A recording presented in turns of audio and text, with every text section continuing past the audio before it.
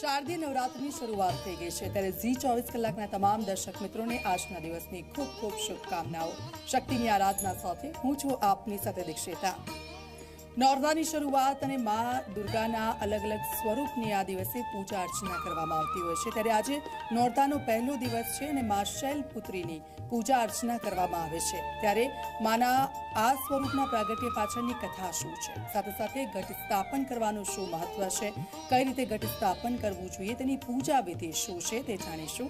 અમારી સાથે સ્ટુડિયોમાં જોડાઈ ગયા છે શાસ્ત્રીજી રાકેશભાઈ ઠાકર। રાકેશભાઈ, આપનું સ્વાગત ઝી 24 કલાકમાં। જય માતા। રાકેશભાઈ, પહેલું નોરતું અને મા શૈલપુત્રીની આજના દિવસે પૂજા અર્ચના કરવામાં આવતી હોય છે અને માના આશીર્વાદ પણ લોકો મેળવતા હોય છે ત્યારે માનું આ સ્વરૂપ કે જેનું પ્રાગટ્ય થયું તે પાછળનું કારણ અને તે કથા શું છે એ સાંભળીશું પહેલા। સર્વ સ્વરૂપે સર્વેશી સર્વશક્તિ સમન્વિતે ભયેભ્યસ્ત્રાહિનો દેવી दुर्गे देवी नमोस्तुते। मामा मुख से सब कहे दिल से कहे न कोई, जो माँ मन से बोले तो इतना दुख काहे को होय। सनातन हिंदू धर्म में माँ जगदंबाना नवरात्रि पर्वનું દરેકને અભિનંદન। माँ जगदंबाना आ नवरात्रि आखा वर्ष दरमियान 5 नवरात्रि आवे छे, जेने आपणे शब्दथी बोलीए तो नवरात्रि। माँ जगदंबानी 5 वखत नवरात्रि आवे छे अने दरेक नवरात्रिमां माँ जगदंबानुं पूजन, अनुष्ठान, मंत्रजाप, उपवास बधुं थतुं होय छे।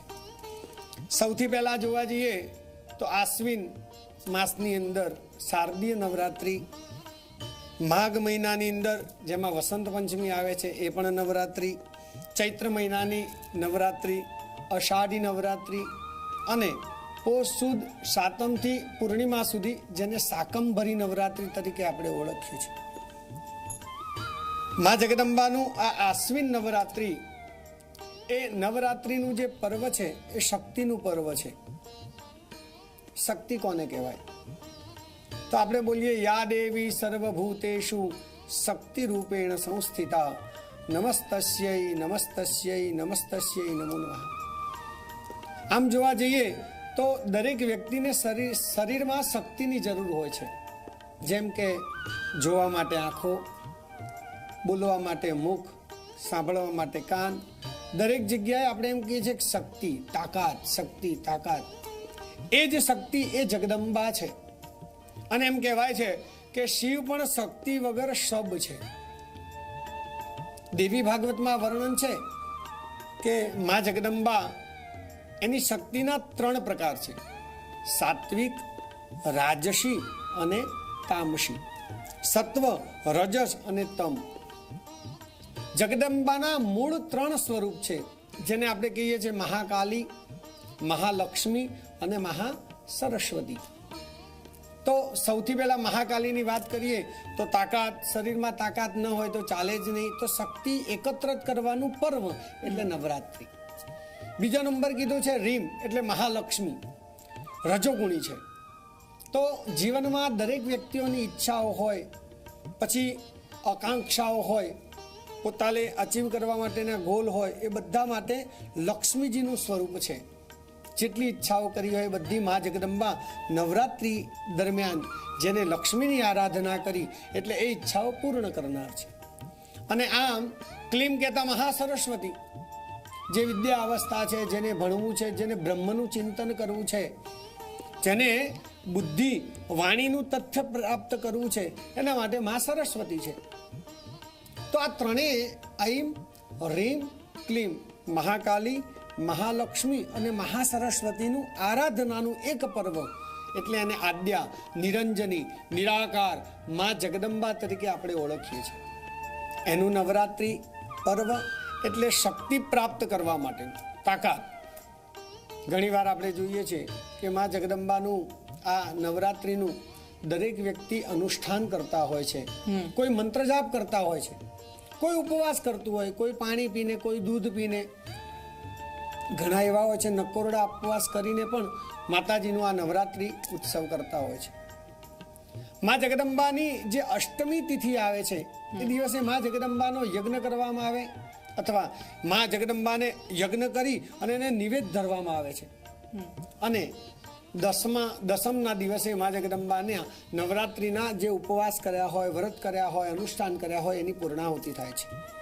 એવું આ નવનું નવરાત્રિ એમાં પહેલા દિવસનું મહત્વ કે પ્રથમમ શૈલપુત્રીમ ચ દ્વિતીયમ બ્રહ્મચારિણીમ. માં જગદંબાનું પ્રથમ સ્વરૂપ કયું છે?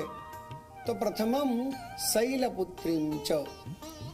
કથા એટલી બધી લાંબી છે કે આપણો સમય પણ પૂરો થઈ જાય, પરંતુ એને આપણે જાણવા જઈએ તો રામકથામાં સતી ચરિત્રની કથા આવે છે.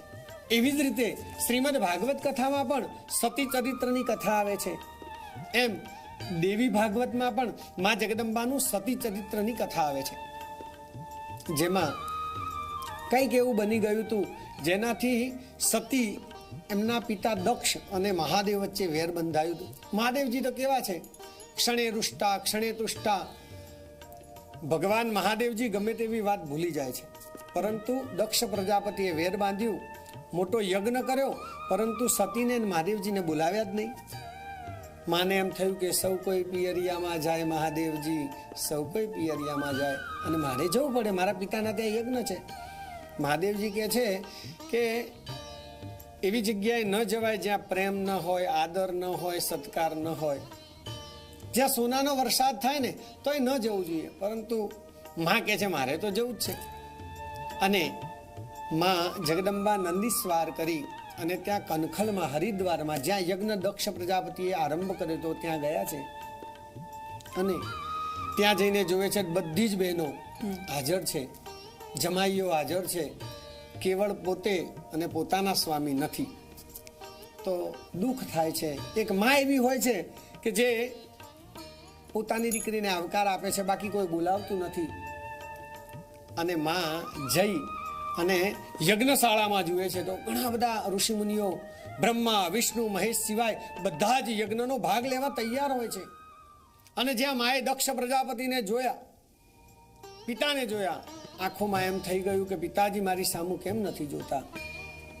પિતાજી આંખો ચોરાવી લે છે અને માં બોલે છે કે હે પિતાજી, જ્યાં સુધી આ શરીર છે ને ત્યાં સુધી આખી દુનિયા મને દક્ષેશ્વરી, દક્ષ કુમારી એમ કરીને બોલાવશે. હવે આ શરીર મને ગમતું નથી. જ્યાં મારા સ્વામીનો અપરાધ થતો હોય, જ્યાં મારા સ્વામીનું અપમાન થતું હોય, ત્યાં મારે જીવીને કંઈ કામ નથી. અને માએ હરિદ્વારમાં ગંગા કિનારે દક્ષ પ્રજાપતિના યજ્ઞમાં યોગાગ્નિથી, પગના અંગૂઠાથી યોગાગ્નિ પ્રગટ કરી અને મા જગદંબા પોતાના શરીરને અગ્નિમાં આહુતિ આપી દે છે. એ જ જગદંબા બીજા જન્મમાં શૈલપુત્રી બને છે. શિવની આરાધના કરવા માટે, શિવને પામવા માટે જે પર્વતના ઘેર જેને જન્મ લીધો છે એનું નામ છે શૈલપુત્રી. આપણા જીવનની અંદર મા જગદંબાના પ્રથમ નવરાત્રિમાં શૈલપુત્રીનું બહુ જ મહત્વ છે. જે પિતાને ત્યાં રહી અને પોતાના મનમાં કેવળ અને કેવળ શિવ, શિવ એટલે કલ્યાણ હો. શિવનો બીજો અર્થ મહાદેવ થાય છે, પરંતુ શિવનો મતલબ થાય છે કલ્યાણ. જે કલ્યાણ ચાહતી માં છે, જેને પોતાના પિતાને ત્યાં રહી અને શિવ એટલે કલ્યાણને પ્રાપ્ત કરવા માટે જે અનુષ્ઠાન કર્યું, એ જગદંબાનો પ્રથમ દિવસ છે. એટલે પ્રથમમ શૈલપુત્રીમ ચ. નોરતાનો પહેલો દિવસ અને નવરાત્રિના પહેલા દિવસે લોકો ઘટ સ્થાપન કરતા હોય છે. ઘટ સ્થાપનનું મહત્વ શું છે? સાથે સાથે અખંડ જ્યોત પણ પ્રજ્વલિત કરતા હોય છે ઘરમાં. તો મુહૂર્ત શું રહેશે? કઈ રીતે લોકોએ પૂજા વિધિ કરવી જોઈએ અને ઘટ સ્થાપન કઈ રીતે કરવું જોઈએ? જી ચોક્કસ. મા જગદંબાનું આ પર્વ શક્તિ પ્રાપ્ત કરવાનું છે. શાસ્ત્રમાં લખ્યું છે કે મા જગદંબા કેવી છે? વંદે વાંચિત લાભાય ચંદ્રાર્ઘ કૃત ઘમિની વૃષારૂઢામ સુરાધારમ શૈલપુત્રીમ યશસ્વિની.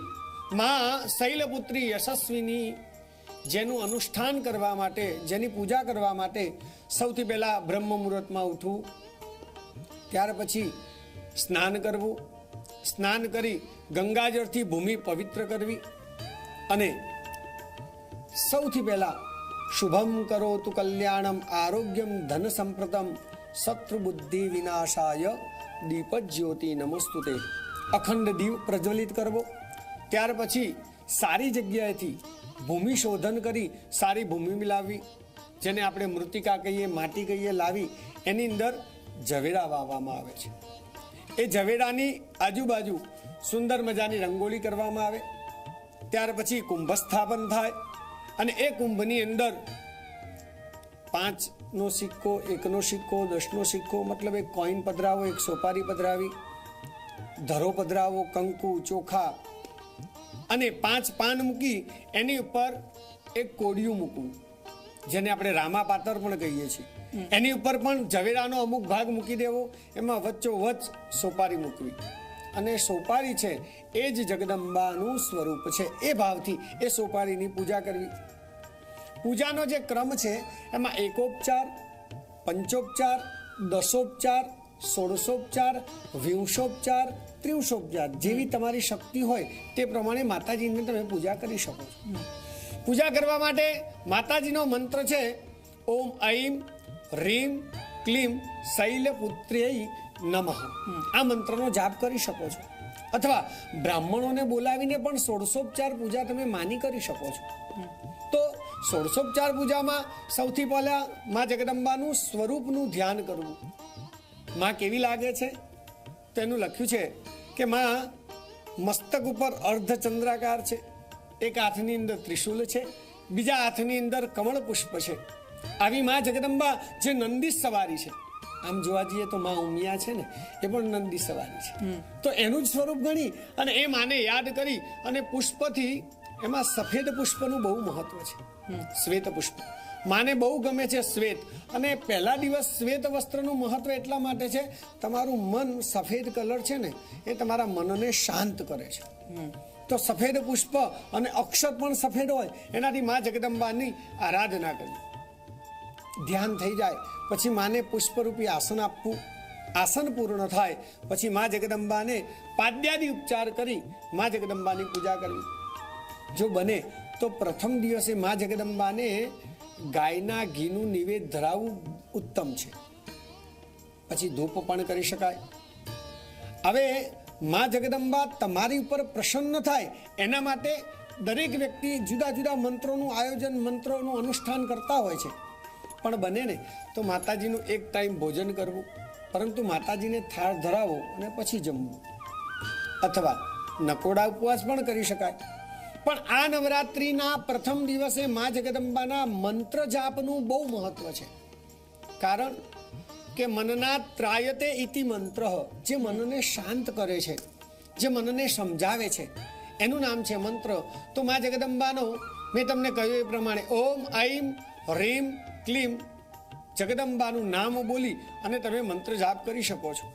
કદાચ પૂરો મંત્ર બોલવામાં તકલીફ પડતી હોય તો માતાજીનો બીજ મંત્ર પણ છે, નવારણો મંત્ર ઓમ ઐમ રીમ ક્લીમ ચામુંડાય વિચે, એ મંત્ર પણ બોલી શકાય. પરંતુ શૈલપુત્રીનો મંત્ર બોલવાની ઈચ્છા થાય તો ઓમ ઐમ રીમ ક્લીમ શૈલપુત્ર્યૈ નમઃ. ઉપવાસ ઘણા બધા લોકો કરતા હોય છે, પણ કેટલાક લોકો ફળાહાર કરતા હોય છે, કેટલાક લોકો એકટાણું કરતા હોય છે. તો નવરાત્રિના ઉપવાસ કઈ રીતે કરવા જોઈએ, કેવા કરવા જોઈએ અને તેના નીતિ નિયમો શું હોઈ શકે? સૌથી પહેલા તો ઉપવાસનું મહત્વ શું છે? ઉપ એટલે નજીક અને વાસ કરવો એટલે રહેવું. ભગવાનથી નજીક રહેવા માટે દરેક 5 કર્મેન્દ્રિયો છે, 5 જ્ઞાનેન્દ્રિયો છે, એને સ્થિર રાખવા માટે ઉપવાસ કીધો છે. આંખને જે જોવું છે એ ન આપશો, મુખને જે ખાવું છે એ ન આપશો, કાનને જે સાંભળવું છે એ ન આપશો, એ ઉપવાસ છે.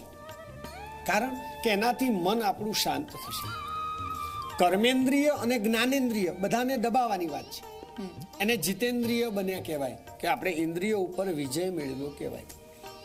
દાખલા તરીકે આપણે પૂજા કરવા બેઠાની ઈચ્છા થઈ પાણી પીવું છે, તો પાણી પીવા માટે તમે ઊભા થઈ જશો એટલે તમારું ત્યાં અનુષ્ઠાનનો નિયમ ભંગ થાય છે.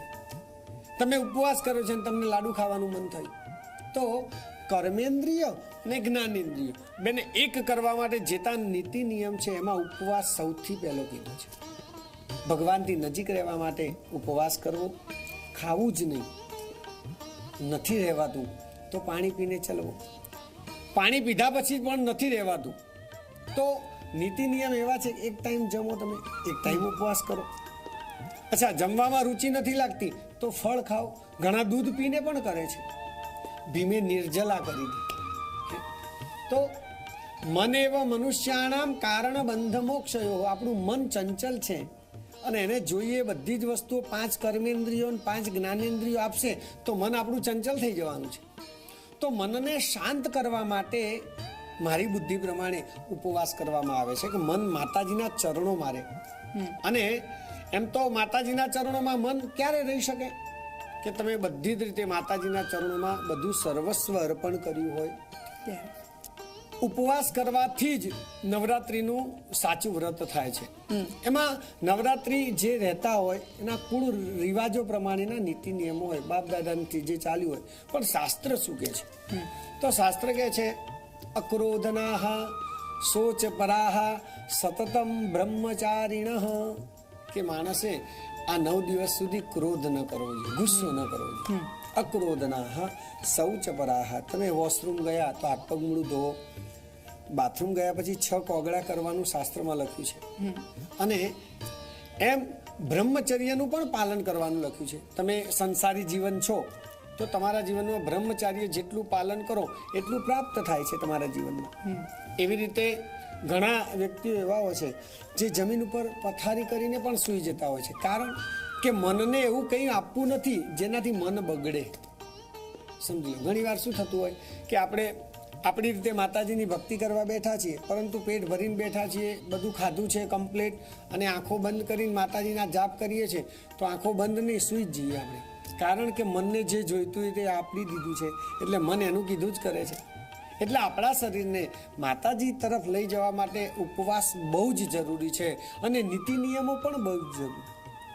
બિલકુલ. નીતિ નિયમની સાથે લોકો જો નવરાત્રિના ઉપવાસ કરે છે તો તમને ફળની પ્રાપ્તિ ચોક્કસથી થાય છે. માની વિધિસર પૂજા કર્યા પછી આજે શૈલપુત્રીને કયા ભોગ ધરાવવા જોઈએ? માતાને કયો ભોગ સૌથી વધારે પ્રિય છે? સુંદર પ્રશ્ન છે બેન, કારણ કે આ જગતમાં ભોગથી મોટી કોઈ વસ્તુ છે જ નહીં. મેં કહ્યું કે માં ભાવના ભૂખ્યા છે અને મનુષ્ય પદાર્થનો ભૂખ્યો છે. માને કહી દીધું કે માં હું તારા શરણે આવ્યો છું, માં તારી કૃપા. અને એ જ પ્રમાણે જોવા જઈએ તો માં જગદંબાને કોઈ પણ વસ્તુ ભાવથી અર્પણ કરો છો, માં સ્વીકાર કરે જ છે. પરંતુ પ્રથમ દિવસ તમે કીધું શૈલપુત્રી માટે માને ઘીનો પ્રસાદ, એમાંય પણ ગાયનું ઘી મળે તો એનો પ્રસાદ બહુ જ માતાજીને ગમે છે. તો મા જગદંબાને ચોખ્ખા ઘીનો, ગાયના ઘીનો પ્રસાદ અર્પણ કરવાથી મા પ્રસન્ન થાય છે. તો આજના દિવસે મા શૈલપુત્રીને ગાયના ઘીનો, ચોખ્ખા ઘીનો પ્રસાદ તમે અર્પણ કરો તો મા ચોક્કસથી પ્રસન્ન થાય છે. પરિવારની સુખ સંપત્તિ અને સમૃદ્ધિ માટે ને માતાજીના આશીર્વાદ મેળવવા માટે લોકો 9 દિવસ નકોડા ઉપવાસ કરતા હોય છે. આ ઉપવાસ દરમિયાન લોકો દાન પણ કરતા હોય છે. તો કયા પ્રકારનું દાન આપવું જોઈએ પહેલા દિવસે? દાનાની સર્વે શ્રેષ્ઠ છે. જેટલું દાન આપો એટલું શ્રેષ્ઠ છે. કારણ કે દાન છે ને એ ત્યાગનો ભાવ છે. તમારી પાસે કંઈક છે અને તમારે ખપ પૂરતું છે, છતાંય તમે બીજા કોઈને આપી દો છો. તો શાસ્ત્ર કહે છે અત્યાર સુધીમાં કોઈએ દાન કર્યું હોય ને ભિખારી થયો હોય ને એવું બન્યું નથી. ભાગવતજીની કથાની અંદર આ દાન મહત્વનું. ભાગવતજીની કથામાં એક રાજા હોય છે જે દૈત્યોનો રાજા હોય છે, જેનું નામ બલિરાજા. ભગવાને 3 ડગલામાં એની પાસે બધું જ માગી લીધું છે. તો સર્વસ્વ અર્પણ કરી દેવું એ દાનનો ભાવ છે.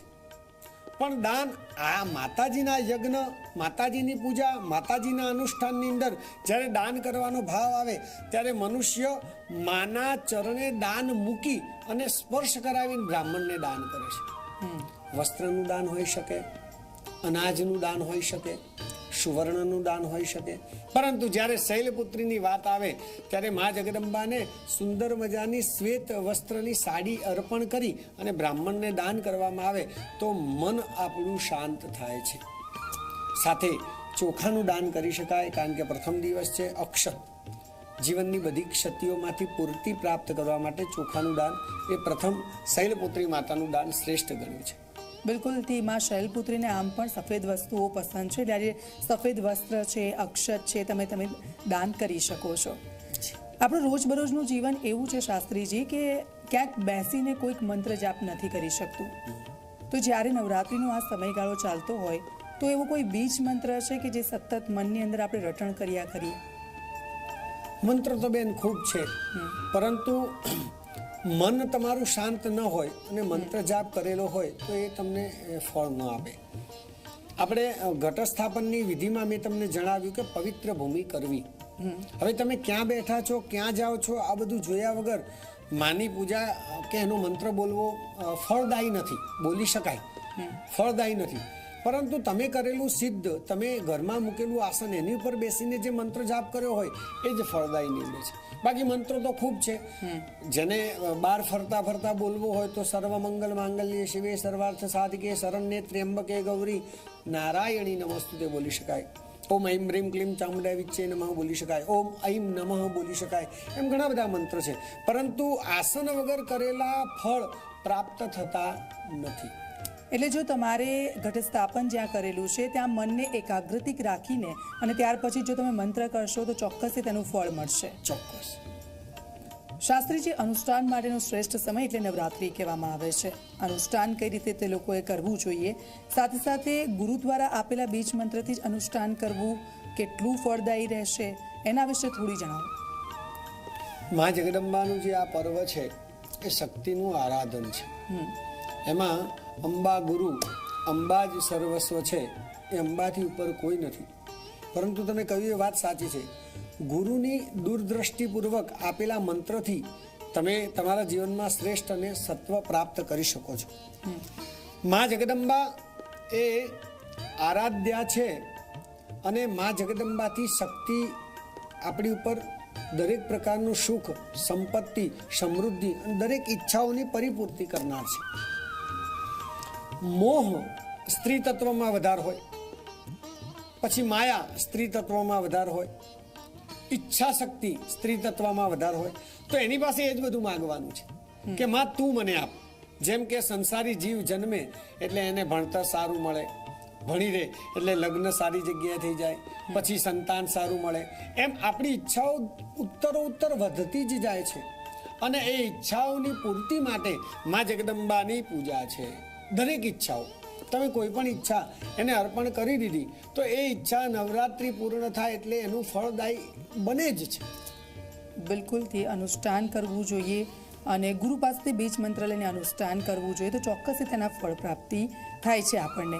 સાથે વાત કરીએ શાસ્ત્રીજી શક્તિની આરાધના, શક્તિનું આ જે સ્વરૂપ છે શૈલપુત્રીનું, એ આપને શું સંદેશો આપે છે? કારણ કે માના અલગ અલગ સ્વરૂપ છે, એમાં આપ જુઓ કે માના હાથમાં બાળક છે, માના હાથમાં માળા છે, જપમાળા છે, માનું દરેક અલગ સ્વરૂપ છે, એક મોહક પણ છે અને કાલ રાત્રિ જેવું પણ છે.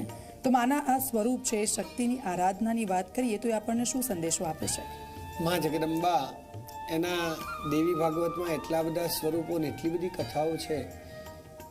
એમાં એક કથાનું મને ચિંતન થાય છે, જ્યારે આપણે પ્રથમ શૈલપુત્રી માની પૂજા કરવા બેઠા છીએ કે એના વિશે સમજવા બેઠા છીએ, તો માનું એક સ્વરૂપ છે કે મહાગૌરી, એમ મહાનિદ્રા, યોગ માયા, માના આવા શબ્દો છે, માના એવા નામ છે કે મને એક દેવી ભાગવતનું એક પ્રસંગ યાદ આવે છે કે જેની અંદર જ્યારે ભગવાન નારાયણ શેષ શૈયા ઉપર શયન કરે છે, નાભીમાંથી એક કમળ પ્રગટ થાય છે અને એમાંથી બ્રહ્માજી પ્રગટ થાય છે. ચાર મુખ, ચાર બાજુ જુએ છે એટલે એના ચાર મુખ થઈ જાય છે. પરંતુ ભગવાનના કાનમાંથી બે મધુ અને કેટબ નામના પુરુષો રાક્ષસ તરીકે પ્રગટ થાય છે. એ દિવસે દિવસે મોટા થતા જાય છે, તલવાર લઈને બ્રહ્માજીને મારવા જાય છે. તો બ્રહ્માજી ભગવાનને કહે છે ઉઠો, હે પ્રભુ તમે ઉઠો. પ્રભુના આંખમાં કોણ છે? યા દેવી સર્વભૂતેષુ નિદ્રા રૂપેણ સંસ્થિતા. હવે નિદ્રાના માટે બ્રહ્માજી આખી સ્તુતિ કરે છે. વિશ્વેશ્વરીમ જગદ્ધાત્રીમ સ્થિતિ સંહારકારીમ નિદ્રામ ભગવતીમ વિષ્ણુ રતુલામ તેજસ પ્રભો. માને આખું સ્તોત્ર બોલી અને માને જગાડે છે. માં તમે એમની આંખોમાંથી નીકળો તો જ નારાયણ જાગશે. અને નારાયણ જાગ્યા, જાગી અને કહેવાય છે 5000 વર્ષ સુધી મધુ અને કેટપ સાથે ભગવાન નારાયણે યુદ્ધ કર્યું. પંચવર્ષ સહસ્ત્રાણી ચંડીપાઠમાં શ્લોક છે. પંચવર્ષ સહસ્ત્રાણી બાહુ પ્રહરણે વિભુ. 5000 વર્ષ સુધી યુદ્ધ કર્યું તો એ ભગવાન નારાયણ હારી ગયા. કોની પાસે? મધુ અને કેટપ પાસે. પછી બ્રહ્માજી અને નારાયણે માની સ્તુતિ કરી છે અને એ સ્તુતિથી પ્રસન્ન થઈ માએ એવી માયા રચી, મા એટલે એને એવી માયા રચી કે બેઉ ગર્વાન્વિત થઈ ગયા. મધુ અને કેટપ બે શું પૂછે છે ખબર છે? હે નારાયણ, તમે અમારાથી હારી ગયા છો ને, તો જે માગવું હોય તે માગો. તો નારાયણના કહેવાથી પેલા બે જણા એવું કહે છે, મધુ અને કેટપ, કે અમારું મૃત્યુ તમારા હાથે થાય. આ રીતે ભગવતી જગદંબા મોહ આપે છે, માયા આપે છે.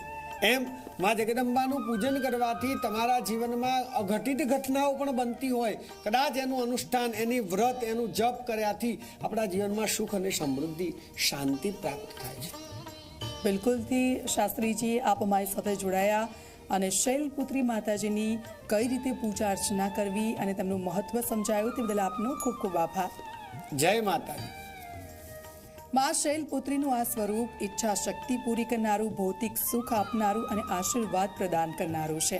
મા શૈલપુત્રીની આજના દિવસે આ રીતે પૂજા અર્ચના કરશો તો ચોક્કસથી તમને ફળની પ્રાપ્તિ થશે. આ સાથે શક્તિની આરાધનામાં હાલ બસ આટલું. નમસ્કાર.